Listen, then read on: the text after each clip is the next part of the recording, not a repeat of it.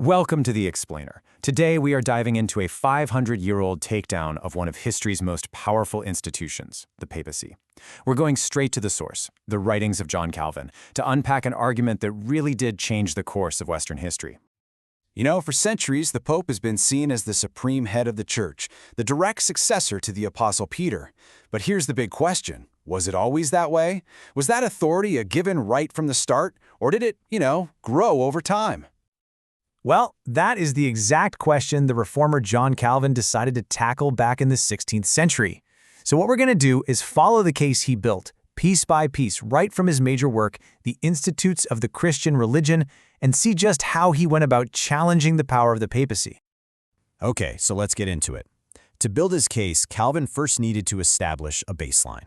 He starts by painting a picture of what the early church looked like. And let me tell you, it's a world away from the top-down hierarchy of his day. Now this is where it gets really interesting. Calvin uses the church's own history, its greatest councils, against it. Get this, at the legendary Council of Nicaea, he points out that the delegates from Rome were seated in fourth place. Not exactly the seat for a supreme ruler, right? Then, at Ephesus, he says the Pope used a proxy, basically as a clever way to get his name attached to the number one spot without actually being there. And at Chalcedon, when Rome's delegates finally got first place, Calvin highlights that Pope Leo himself admitted it was an extraordinary privilege given by the emperor, not some divine right. He was more like a special guest host than the CEO. And to really drive the point home, Calvin pulls out this quote from a super respected early church father, Jerome.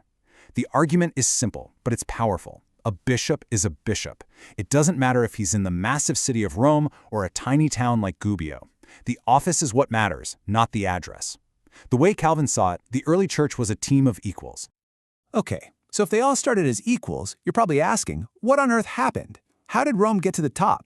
Well, Calvin argues it wasn't some big overnight event. It was a slow creep, a gradual accumulation of power that started with some very specific moments in history. Calvin basically says it was a perfect storm of politics and personal ambition.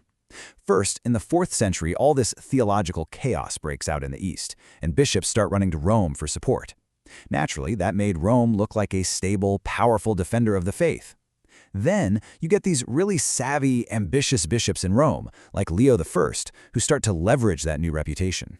And finally, Rome becomes kind of a supreme court, an asylum, as Calvin calls it, where priests and bishops who got in trouble back home could go to appeal their cases. And of course, the Roman bishops were more than happy to hear them, because every case they heard extended their influence just a little bit further. But this power grab did not go down smoothly. The resistance was actually pretty fierce. Church leaders over in North Africa got so fed up with their local clergy running to Rome that they passed this incredible decree. Anyone who appeals their case beyond the sea is excommunicated. Period. This wasn't just a polite disagreement, it was a total rejection of Rome's growing authority. So all this tension really sets the stage for the dramatic heart of Calvin's investigation. This is where he presents what he considers his slam dunk evidence, the smoking guns in his case against papal supremacy. And this right here is Calvin's Exhibit A. On one hand, you have Pope Gregory the Great back around the year 600. When another bishop tried to call himself the universal bishop, Gregory didn't just disagree, he called the title blasphemous, wicked, and a sign of the Antichrist. Then you look at the claim of the papacy in Calvin's own time, that the Pope is the universal bishop. For Calvin, this was a jaw-dropping contradiction coming from one of the greatest popes in history. So that's the million-dollar question, isn't it? If one of your most respected popes basically called this title evil, how did it become the central pillar of the papacy? To explain this massive leap, Calvin levels his most serious charge of all. He says it was all built on a deliberate deception. He's not mincing words here. He's alleging outright fraud.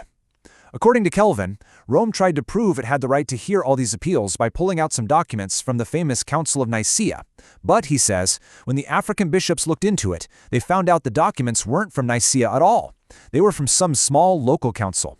In Calvin's words, Rome was caught red-handed in a manifest falsehood, passing off a minor meeting as a major one just to grab more power. And then, Calvin argues, this flimsy claim to authority was locked in place not by theology, but by raw, dirty politics. First, a murderous usurping emperor named Phocas just hands the title to the Roman bishop. Then later, Pope Zacharias helps a guy named Pepin steal the French throne. And as a thank you, Pepin gives the Pope control over the churches in France. As Calvin tells it, this wasn't an office built on divine right. It was built on forgery, murder, and political backscratching. But Calvin's not done yet. His investigation doesn't just rest on old history books. He saves his final, and maybe his most devastating argument, for the state of the papacy that he saw right in front of him. And here he does something really clever. He basically says, okay, you know what? Let's just pretend for a second that you're right. Let's grant the entire historical argument. Let's say the Pope was the undisputed head of the early church. The question then becomes, does the 16th century papacy that I'm looking at right now still hold that authority? And Calvin's answer is a hard no. It wouldn't matter one bit.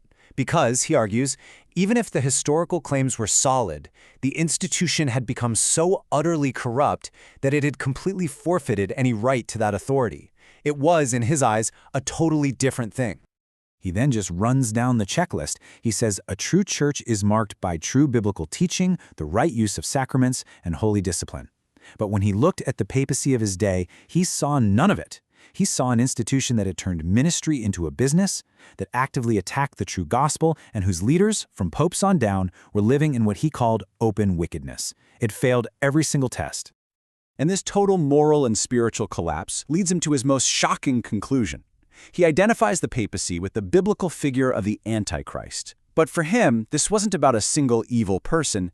It was a system, a kingdom, that had set itself up inside the church itself, using the name of God to build a worldly, tyrannical empire. And this quote just sums it all up perfectly. How, he asks, can you claim to be Peter's successor when you use fire and sword to destroy the very things Peter built? For Calvin, the papacy's actions had blasted an unbridgeable canyon between what it claimed to be and what it had actually become. And so Calvin's 500-year-old investigation leaves us with this huge question that goes way beyond the 16th century. It's a question for any organization, really, whether it's ancient or modern, religious or not. At what point does an institution stray so far from its founding purpose that it just isn't that thing anymore? And maybe, more importantly, who gets to make that call?